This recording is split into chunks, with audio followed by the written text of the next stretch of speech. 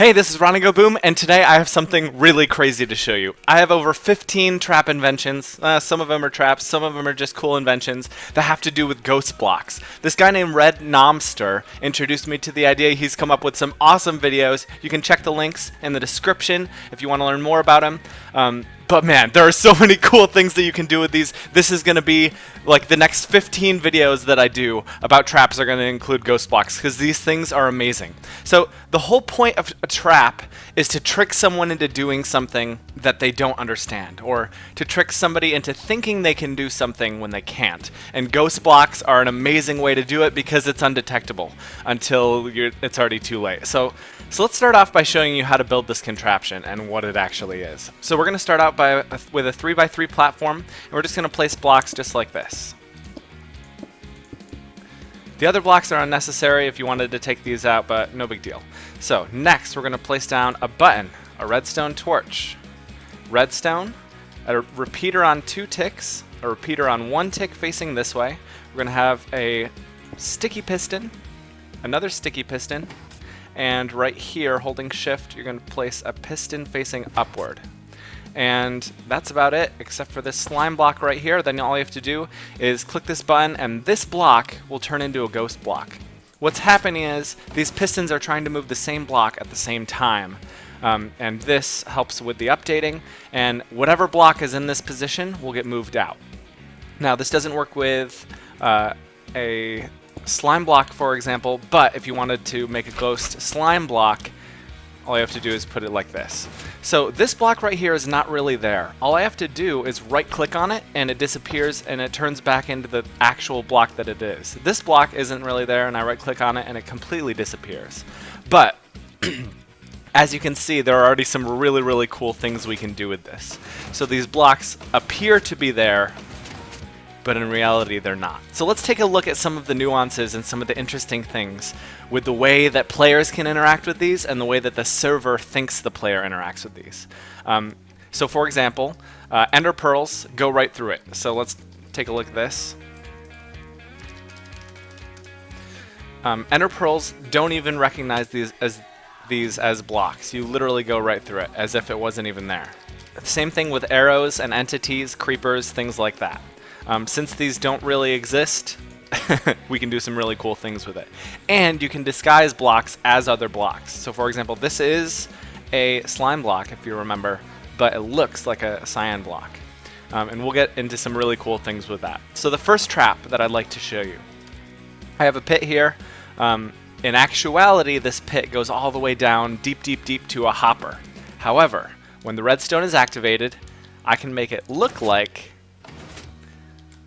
there's a slime block there. So, in game mode 0, a player would jump down on this and die, because in actuality, there isn't really a slime block there. They would be falling to their death. The coolest thing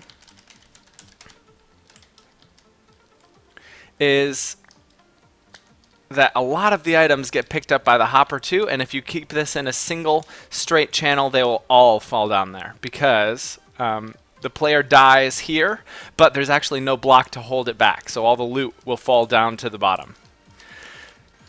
Another really cool thing that we can do with this is rearrange the blocks so that it looks like there's a... in actuality, there's a slime block there right now. There's no ghost blocks. However, if we hit this, we move it, now it doesn't look like there's a slime block or any block whatsoever, but if we go down there, there is an actual block here, and it kind of glitches us until we get to move out. And I have a lot of other really cool things to show you. So we can move multiple blocks on multiple levels with this invention.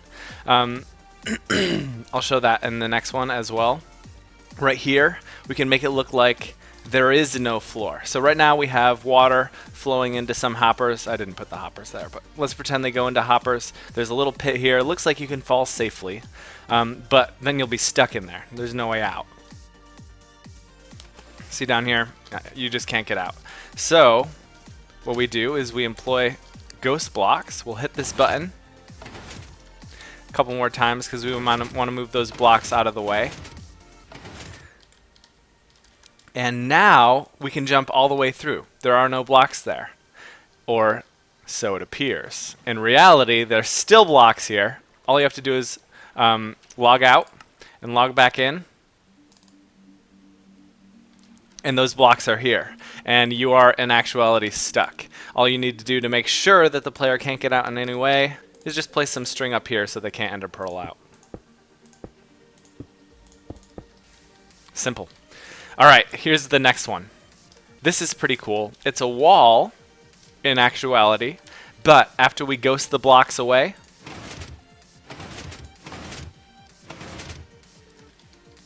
it appears like there's no wall. We can parkour into it. Oh, but there is actually a wall there, so we fall to our death, or into water. We can't actually get in. Same thing with an ender pearl. There's a block there, so it looks like we can throw an ender pearl through, but we actually can't. And that's my idea for this next trap right here. So we're in a faction base. We can see outside. I want to escape, though. I can't break these blocks because it's not my faction. So we come over here. This could be a wooden button or a button that anyone can push. I want to escape, so I hit the button. Wall opens up. Game mode 0. Throw my ender pearl. Oh, but it doesn't go through because there's actually a block there, and I go down and I fall to my death. Oh, I haven't come up with a reason why I made this, but it is a machine. So it's dark inside. Daylight sensor is off. Can't see anything. However, we can ghost block this block away by pushing it with a slime block. So move it over one and the slime block grabs this block, move it over again. And the slime block moves the block to allow light to go down here. However, that block is really there. It's still there. It just doesn't appear that it's there. And because it doesn't appear that it's there, it appears that this room is well lit. However, you can tell with the daylight sensor that it's still not lit. So we're making a room look lit when it's actually not. And we can do the opposite as well. It's actually lit inside. However, we can make it appear unlit with the ghost blocks.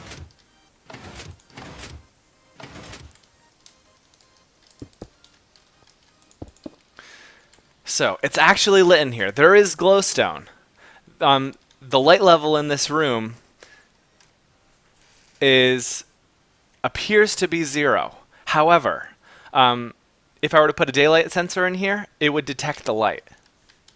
Here's another weird thing. This is a strength beacon. I can use ghost blocks to cover up that beacon, and the torch light of the beacon will turn off, but not the potion effects. As you'll see, my strength on the side will refresh, and it went back to 8. So the beacon effect is still going off, but you can hide your beacons with this. I think that's pretty cool. I put it down here a little more. But the opposite is true as well. You can make it so that beacons that are off, that give no effects,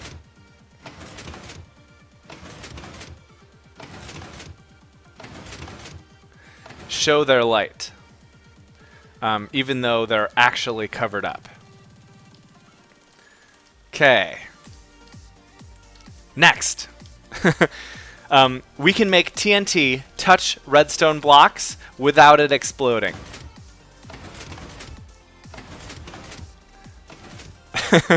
Yeah, it is really cool. I'm going to make a little bit of a ghost block floor here. So this floor is sticking out. These blocks are not really here. However, we can try to blow them up. I've made this tower tall. I experimented to make sure that the TNT blows up exactly right here. So TNT came down. It did not blow up those blocks. However, if they were real blocks, for example slime blocks, they would surely blow up.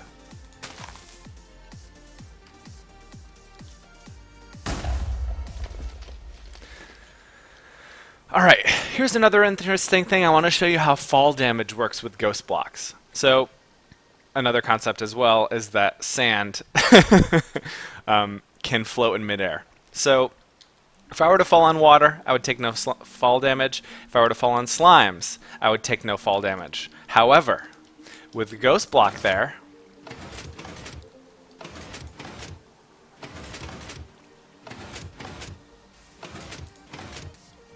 okay, so remember, the slimes are actually right here, and this block right here is actually water.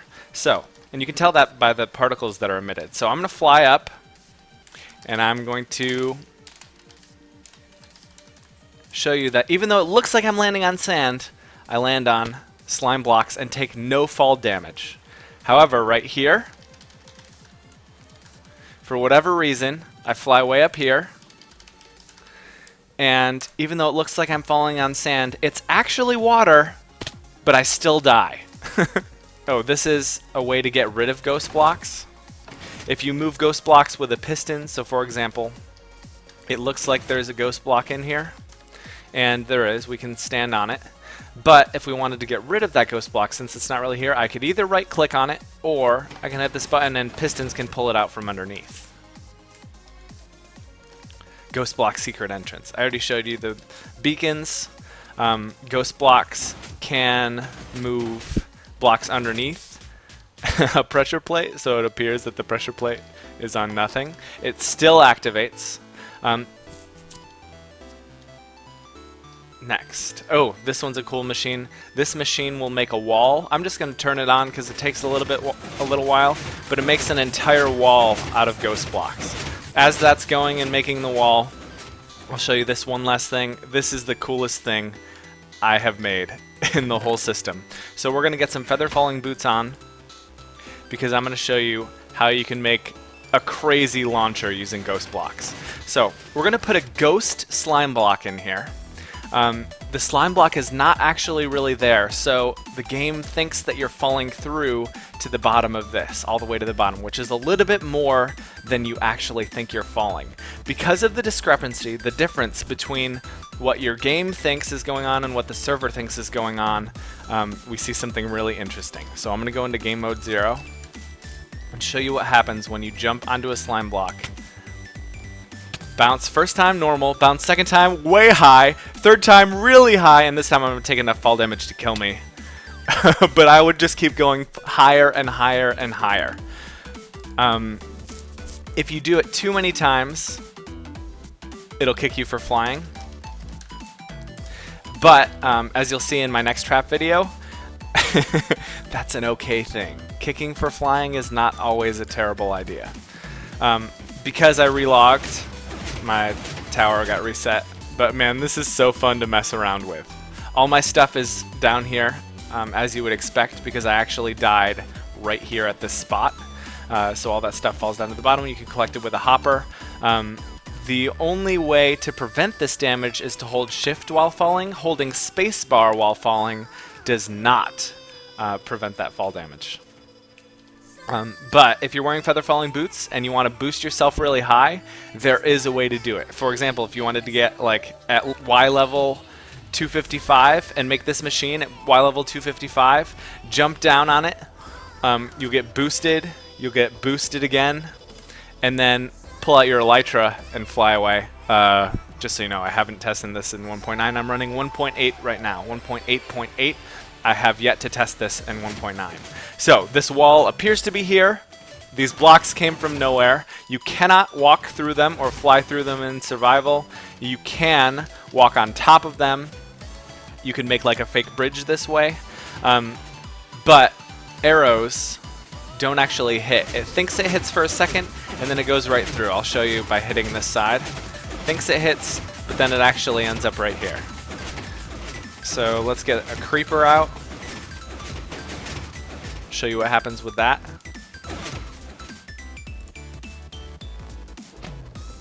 Falls right through.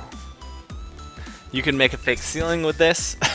You could make it appear like it's light in a room with a mob spawner, and the mobs can literally fall right through the ceiling on your victims. Oh man, I have so many traps and inventions for this. RednomSter is awesome. He's been working with me to create these inventions.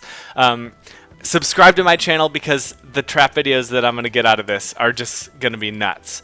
You can make people fake fall into lava. You can make people walk in fire even though they don't think they are. You can make them walk over, oh man, you can make them die from fall damage when they think they're just walking on regular land. It's so cool. I found a way to hook this up to a proximity detector so it'll automatically go off. There's so many awesome things we could do this. Make sure you subscribe to my channel because I have so much cool stuff coming. Subscribe to me. Check out rednomster's videos. His videos links are in the description. And man, look forward to the next 2 weeks. Thanks so much for watching. Make sure you like this video, and I'll see you next time. Click here for last week's Naked Challenge, or here for my PvP death traps.